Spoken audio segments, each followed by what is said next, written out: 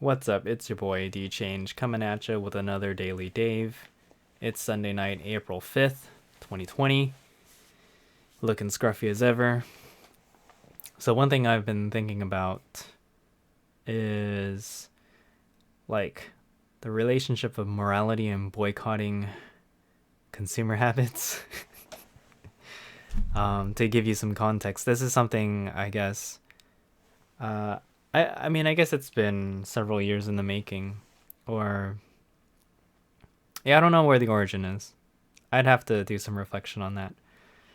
But where this came from was a conversation I had not too long ago.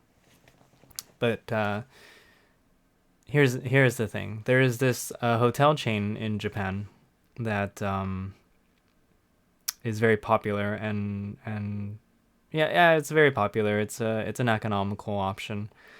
And to be fair, their facilities are pretty nice. I've stayed in these hotels before, and I would give them a pretty good review in terms of actually being an economical hotel, especially for like a single traveler, which was perfect for me. I don't particularly like sharing a room, at least for when I went to go to Japan, when I would vacation in Japan and stuff like that. So the interesting thing about this hotel chain though is that I found out not too long ago that the owner, the person who like actually owns the hotel chain is kind of like a history revisionist, and it's kind of a personal thing, right? So he's one of those guys who um doesn't believe that like the Nanking massacre happened, and just kind of explains it away as like they were Japanese expeditions, and uh yeah, they were expeditions into China, and it was like whatever, like, or when you try to explain something away as like, oh, it was war, everything sucked, right? But no, it's kind of like straight up denial of war crimes, and it's very clear that this I guess the facts of that event are very much disputed, because I mean, I don't know at this point, like, what further documentation can you find? Was it all destroyed? It's a lot of eyewitness accounts, and you have to take into account bias. But I guess the idea that like, hey, none of this stuff happened, like war crimes didn't happen, like we totally didn't do that, just sounds really, I don't know, just is off to me. Like, I cannot accept something like that. um but to be fair, like, I have skin in the game, right? My family comes from China, so in a way this is you could consider this an affront to my people, right? To my identity. But obviously, I understand the difference between Imperial Japan and the past, and modern day Japan and modern day Chinese people, and all that jazz, right? So of course, like, I feel strongly about historical events, but at the same time, I'm not gonna necessarily hold modern day Japanese people accountable to something that happened that wasn't under their control, right? But that doesn't mean that, like, there's this full on forgiveness card of like, oh man, let's just bury it in the past. It's fine, right? There's still, in a way, there's still a conversation to be had, but I don't really want to get into the politics of how modern nations kind of use this these days, because it's one of those it's like a valuable weapon, but at the same time, it's kind of like, is this productive discussion, right? So anyway, this hotel chain, and by now, if you know anything about them, you're gonna know exactly who they are. But yeah, so this boss, or this owner, is like that, and he's literally written books where he says like, oh, the truth that they don't want to, the truth they don't want to tell you, or something like that, like, or Japan's actual truth. And it's just a very like extremely nationalistic type of thinking, right? It's revisionism. It's literally saying things didn't happen this way. This is what really happened. And I don't know why you can trust me. I don't, like, that's the weirdest thing to me, is like, how do you even know he's telling the truth, right? Like, he's literally just this guy who wrote these books and expects you to kind of trust him. Well, the big deal is he puts these books in like every single hotel room.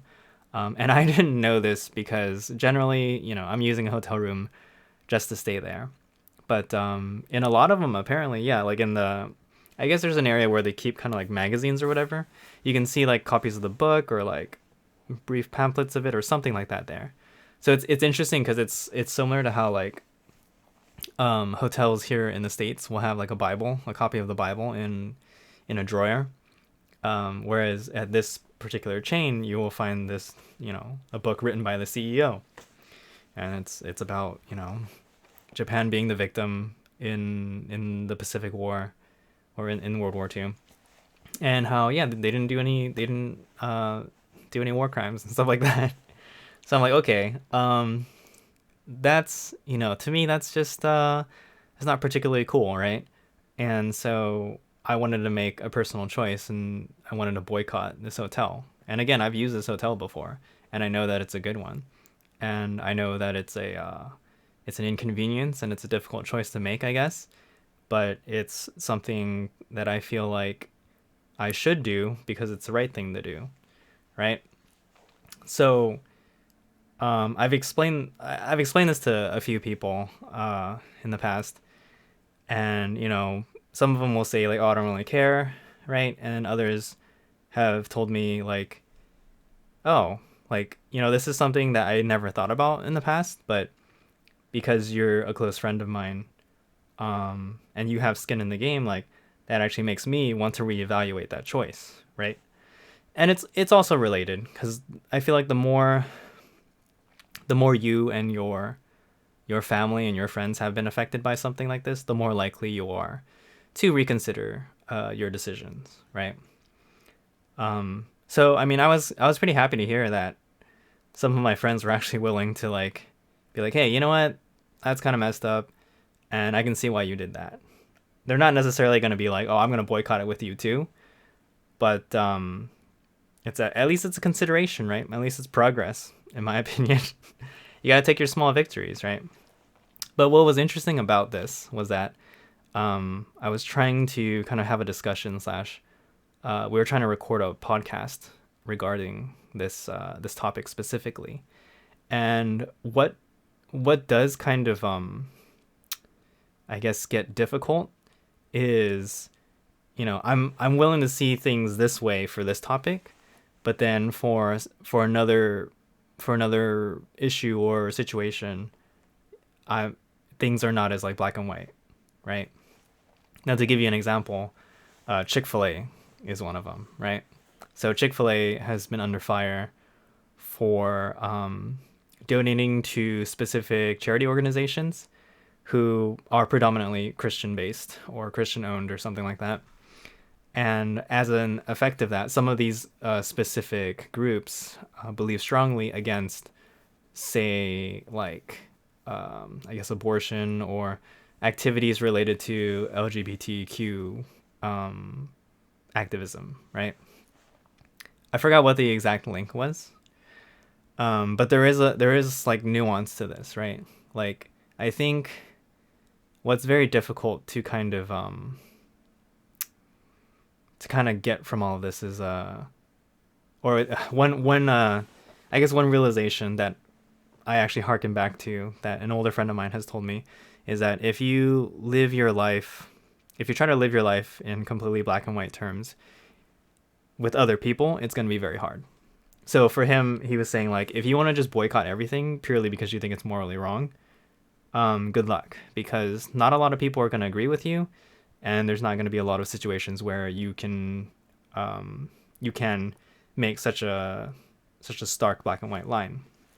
And that is very true, because of rising tensions between the U.S. and China, you're hearing a lot of stuff like boycott China, right? Don't buy anything where any piece of it is manufactured in China. Well, the truth and reality of that is good fucking luck, because everything that's like electronics related, there's some sort of manufacturing in China.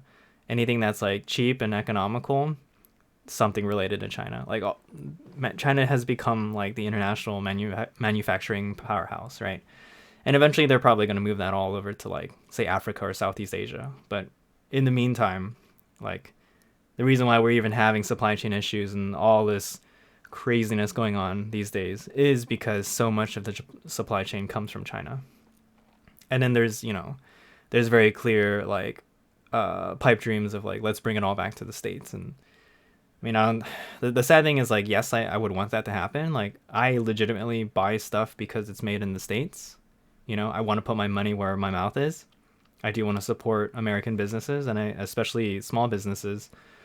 But like, good luck getting large corporations and conglomerates to, actually spend the money or invest in things like this. Why would they bring manufacturing back to the States when they could just find cheaper labor elsewhere? And that's kind of I don't know, it's kind of the conundrum you run up against, right? Because in a way, like, because of cheap labor practices across the world that, we in the developed world can exploit, we get a lot of stuff for cheap. And it's fantastic. But if you were to equalize everything out and everyone had to pay the same prices for everything, because all wages were normalized, and everything would be a lot more expensive. And is that a cost like everyone is willing to pay? I would hope that that's something we could do in the future. But I'm not here to solve the world's problems. Not nearly smart enough. But anyway, back to the existential pondering at hand. It made me think about, what is boycott culture, right? What is cancel culture? ? And I guess if you were to oversimplify this in the best way possible, it would just be that context matters, right? Contextually, there's a reason why I boycott, say, a hotel whose owner is an extremist and basically anti-Chinese. Well, it's not just that, right? It's even more than that. It's just very like nationalistic and revisionist when it comes to Japanese history. But when it comes to like a company like Chick-fil-A, like, it's tough because I'm literally saying stuff like their customer service is great. They're one of the best fast food restaurants that like I've patronized. I legitimately like their products, right? But then does that cover up for like, say, the moral offense, so to speak, right? And even then you could argue that like, once again, it's not that the owner of Chick-fil-A himself or like the family that owns it is saying we're anti-gay. It's more the fact that they give money to a group who happens to practice like, say, anti-gay policy or anti-LGBT policy. And that might be a portion of their budget. So in a way, it's like you have to start asking the questions of like, well, where do you draw the line, right? And so I know for a fact that for me, if you own a company and you're just like, oh yeah, like, I hate Chinese people and they're all dirty and all that, then I'm like, okay, I'm not down with that. And I would rather not give you money because that is my choice. Because I've heard the argument before, like, well, none of the people who work for the hotel have hurt you. None of these managers, none of these employees have been racist to you. And that is true, but why are they entitled to my money, right? Like, that's my... Like, we live in a quote-unquote free world, right? We are allowed to choose what to spend our money on. And that's kind of my point, is that, do we think more about how we spend our money? Should we? Because on the flip side, there's another argument about this, and I heard it on a Plan A podcast, actually. It was about kind of like practical materialism, and it literally says like, don't care about the identity of the company that you're patronizing. You should just spend your money in the most like practical way, in the way that benefits you the most. Like, it's hyper capitalism at its finest. It's literally saying like, you have to go for the product that will treat you the best or something like that. And sometimes that literally means the cheapest product, even if like, you're coming up against something like, oh, prison labor was used to construct these products, right? And honestly, there are a lot of times where I feel like I will buy products purely based on like Is the product itself good? Is it built well? Does it serve my needs the best? And in a way, like it's kind of like part of materialism, right? Like we're not gonna get custom made stuff all the time. These things are all made in giant factories, and they're supposed to be one size fits all, and at least to a certain range. But yeah, so it's very conflicting because clearly I'm not gonna be, I'm not telling anyone to like that I'm like more moral than them or anything like that. If anything, that's definitely not what I want to do. I've heard enough of that stuff when I was younger from other people who I thought were hypocrites. So ideally, yeah, like I would love to be able to make quote unquote moral choices in my consumption. But then is consumption itself like a moral concept, right? So I don't know. It was just something I was thinking about because the reason why I thought about this, and it's funny because I mentioned like the Japanese hotel, Chick-fil-A, and then like Chinese goods, right? The actual reason why I thought about this, the reason why I've been conflicted about this, because I have like some not hard stances, but I already know where I stand on those issues, right? The reason why is because there's a new game coming out called VALORANT. And Valorant's made by, oh man, I'm like blowing up the microphone. I should like move it away. Valorant is a game made by Riot Games. And if you don't know, Riot Games makes League of Legends, which is pretty much the most popular esport in the world. Probably the most profitable one too. And so they're coming out with this new game called Valorant. It's a first person shooter, and it's basically like Counter-Strike plus abilities. A lot of people were originally thinking, oh, it's the Overwatch killer, but the game actually looks and plays a lot more like Counter-Strike than Overwatch. It is like hero based and there's abilities, but then the actual like mechanics of the game are much more related to Counter-Strike. And I actually want to link like a couple of like one podcast about Valorant from the Foreheads, and then like Golden Boy's video about is Valorant gonna be the biggest esport, because those are really interesting things to me. Those are interesting questions to ask, and it's kind of related to like my what do you call it, my hobby slash interests and hopeful like future career desires, right? Anyway, so the thing is, I don't particularly like Riot Games as a company. Like I've heard a lot of stories in the past about what it's like inside there, and I also dislike League of Legends. And these might be petty reasons, like, and this is a good chance for me to really kind of reflect on this and to kind of figure out like where I do stand with this, right? Because in the end, it's just a video game. And then you can make the argument about like, I don't know, Riot is like, oh, I don't know, like majority owned by Tencent, it's a Chinese company, Chinese government, blah blah blah, whatever, right? But yeah, like I feel like in the past I've made this kind of commitment to like not play Riot Games and not patronize them.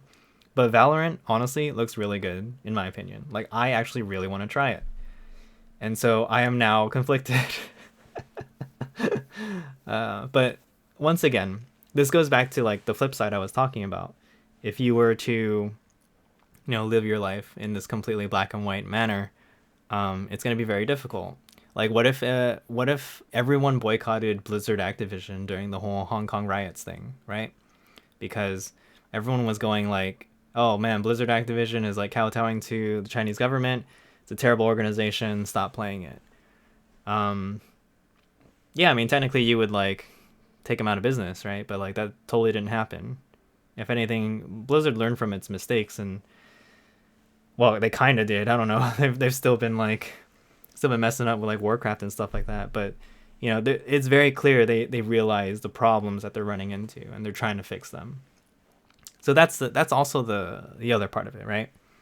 If you see legitimate like behaviors that you feel like are an actual good for society and the community at large, I think that's a good thing. Like for example, if this Japanese hotel owner, admits he's wrong and says sorry, I'm gonna retract my books, that'd be a huge win. I think at that point I'd be like, wow, like respect to you, right? But I don't think he's gonna do it. I think I have to wait for him to die and for like his family to take it over or something like that. And even then, I don't I don't know, dude. Like, just remove those books. Like, get that crap out of here, you know? But with Chick-fil-A, you could argue that recently they like don't officially donate to like hate organizations anymore, quote unquote. Um, but there is, there's still suspicion there. There's still the idea that like, oh, their money now goes to an anonymous source, or like it's hidden, it's laundered basically. So I don't know, it's tough. It's just like how like when in college I was told like, Citibank was one of the largest money launderers in the world. And I was like, what? Like, that's crazy. Banks, doing crimes and stuff? Like, yeah, like look into it, right? And it's so bad because it just makes you realize how intertwined everything really is, and how difficult it is to escape from the, I don't know, I guess the oppressive system we're all under or whatever. So yeah, with Riot Games and Valorant, I'm willing to give it I'm willing to give it a chance, is what I'm saying. Because I legitimately want to get into say an FPS that I would enjoy playing. Maybe that's why. Maybe it's because I got tired of Overwatch for a while, and that I'm looking for a replacement is why I'm like willing to entertain that. It's just, I don't know. It's just funny. It's just funny to see how things change. I mean, to be fair, this happened between EA and Activision for the longest time. They traded blows over and over again, where it was like one company would be like the poster child of the gaming community, and a couple years later, like they are considered the worst company in the world or whatever. And so because of this interesting trend in like consumerism and your audience and whatnot, I feel like this is not these are not never ending or these are not like battles with ends to them, so to speak. I mean, or maybe they are battles, but the true war, I guess, is the tug of war, right? Is that every company, every establishment, every institution, every political group will constantly be trying to win you back, right? Or to win you further, win your hearts, basically. And that's interesting. That's truly, truly interesting. So anyway, I've rambled on too long for this one. It's just something that's been on my mind, and makes me want to, I guess, rethink certain things. But I don't know. Let me know if you've had a conflict like this before, because whether you've supported a company or product and then realized it was not so great, or you disliked a company or a product and then realized, oh, they do some good things out there. Actually, there was one company I feel like I did turn a new leaf over for. I forgot who. But again, there's the problem of like propaganda, I guess, or like obviously company sponsored promotional materials. Like, for example, when I visited a coffee farm that's run by Starbucks, of course they're gonna like talk huge praise about what they do for the natives, the community, and for coffee in general. Like, they're literally saying, we support our migrant workers, we provide them with childcare, we pay them fair wages, and everything is ethically sourced, and we're working on coffee science to help advance coffee. Because if you don't know, like, Arabica beans are on a trend to become extinct because they're being overfarmed, and so genetic engineering is being used to either create more beans that are like able to live longer, or basically increase production, right? Either like more coffee per bean or per plant, or survivability will be increased, because one problem is coffee is kind of sensitive. Like, it needs to grow in certain areas, and it needs a lot of resources dumped into it, and then everyone drinks it. So that's a huge thing. Everyone wants it, so everyone needs it, and therefore there's going to be a plan, there's money involved, etc. But yeah, there's another company I feel like I started finding out more about it, and I was like, wow, they actually do a lot of good. Like, their proceeds go to good causes. I feel like they're doing a great thing. I forgot who they were though. Clearly they weren't that great if if they're not on my mind anymore. Feel bad now. But yeah, anyway, yeah, if you feel like you've run into a situation like that, where you're like, oh, that's a great thing, or oh, that's not what I expected, let me know down in the comments. Otherwise, subscribe to this channel, smash that like button, and get ready to hop on that YouTube train. Just kidding. I'll see you in the next one. Peace out.